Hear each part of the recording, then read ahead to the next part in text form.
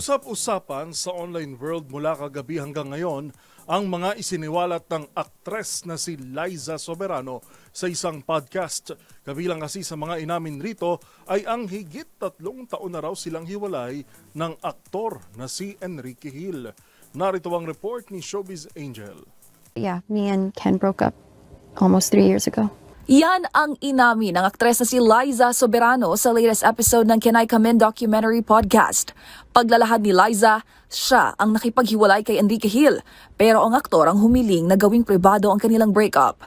Isa rin anya sa mga dahilan kung bakit itinago ng aktres ang tunay na estado ng kanilang relasyon ay sa takot na maapektuhan ito ang kaniyang karera. Ang Lisa Frankenstein star, inamin din na noong halos nasa 8 taon na sila ni Enrique, minsan siyang umasang hahantong sa kasalan ang kanilang pag-iibigan. Sa kabila naman ng pagwawakas ng Liz Ken bilang magkasintahan, love niya pa rin daw si Enrique as a person at nakikita ito bilang childhood best friend. Sa huli, paglilinaw pa ni Liza, maayos ang naging hiwalayan nila ni Enrique. He didn't do anything bad. Nothing bad happened. Our breakup was really good. It was just we weren't a match anymore. Maugunita na taong 2022 pa nang umugong ang espekulasyong break na sina Liza Soberano at Enrique Hill. Sa ngayon ay wala pang inilabas na pahayag ang aktor sa mga ibinunyag ng dating girlfriend.